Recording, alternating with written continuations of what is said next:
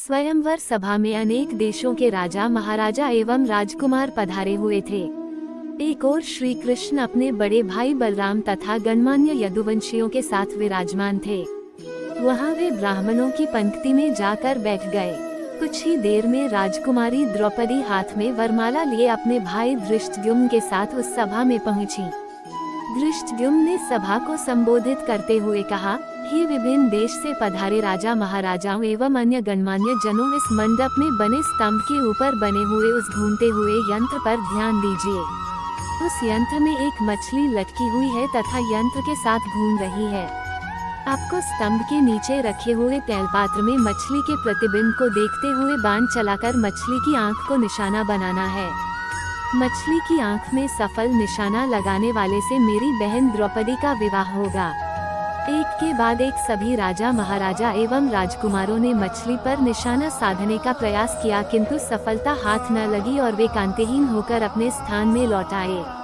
इन असफल लोगों में जरासंध, शल्य, शिशुपाल तथा दुर्योधन, दुशासन आदि कौरव भी सम्मिलित थे।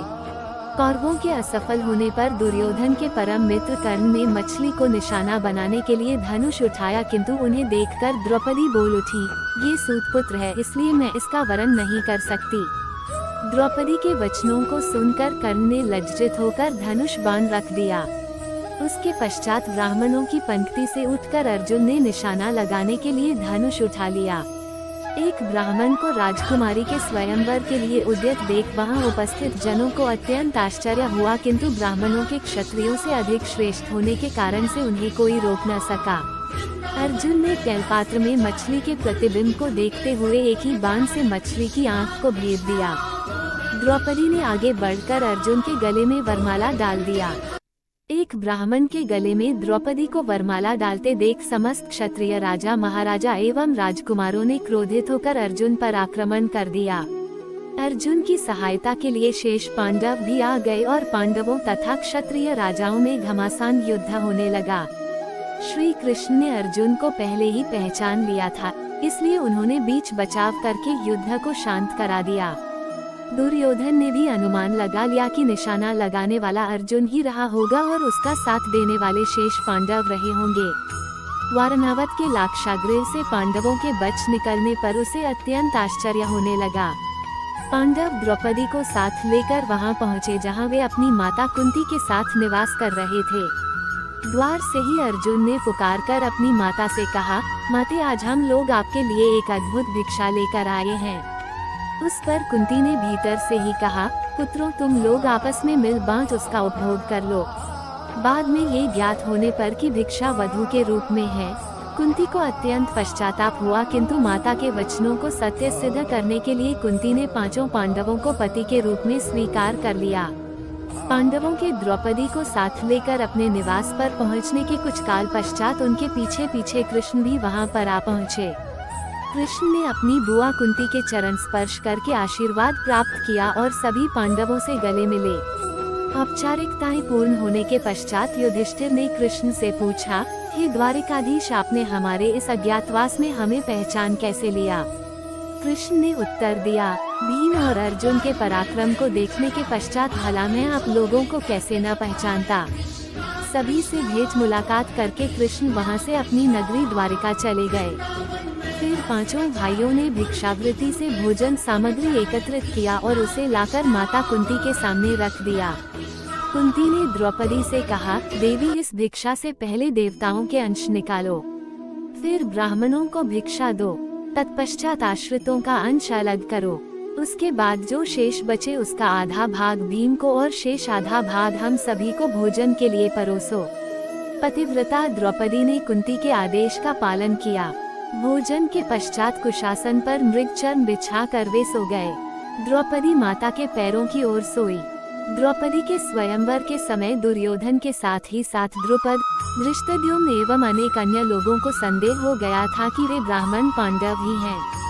उनकी परीक्षा करने के लिए द्रुपद ने धृष्टद्युम्न को भेजकर उन्हें अपने राजप्रासाद में बुलवा लिया। राजप्रासाद में द्रुपद एवं धृष्टद्युम्न ने पहले राजकोष को दिखाया, किंतु पांडवों ने वहां रखे रत्नाभूषणों तथा रत्न माणिक्य आदि में किसी प्रकार की रुचि नहीं दिखाई। किंतु जब वे शस्त्रागार में गए तो वहां रखे अस्त्र शस्त्रों उन सभी ने बहुत अधिक रुचि प्रदर्शित किया और अपनी पसंद के शस्त्रों को अपने पास रख लिया।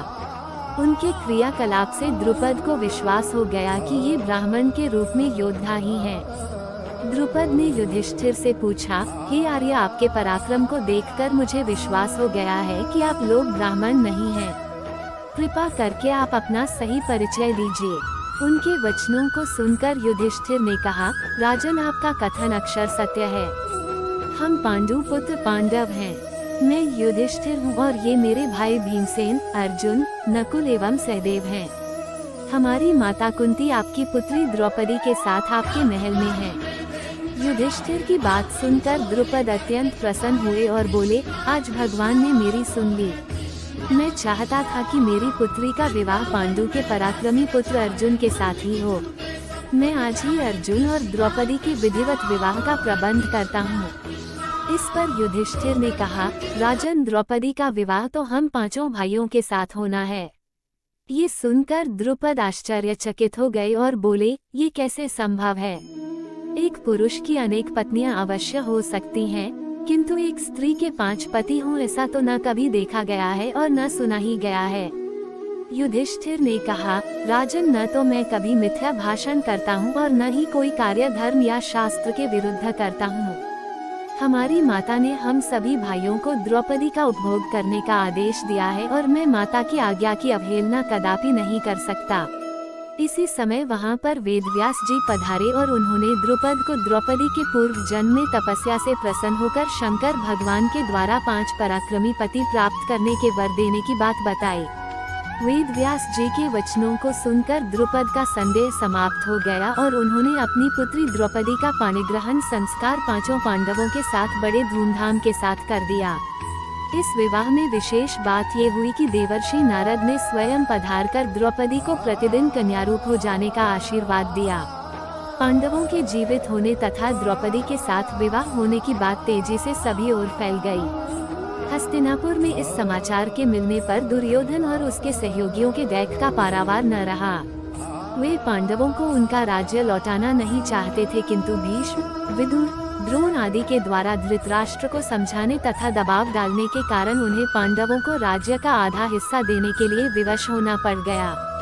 विदुर पांडवों को बुला लाए। धृतराष्ट्र, द्रोणाचार्य, कृपाचार्य, विकर्ण, चित्रसेन आदि सभी ने उनकी अगवानी की और राज्य का खांडव वन नामक हिस्सा उन्हें दे दिया गया। पांडवों ने उस खांडव वन में एक नगरी की स्थापना करके उसका नाम इंद्रप्रस्थ रखा तथा इंद्रप्रस्थ को राजधानी बनाकर राज्य करने लगे। युधिष्ठिर की लोकप्रियता के कारण कौरवों के राज्य के अधिकांश प्रजाजन पांडवों के राज्य में आकर बस गए।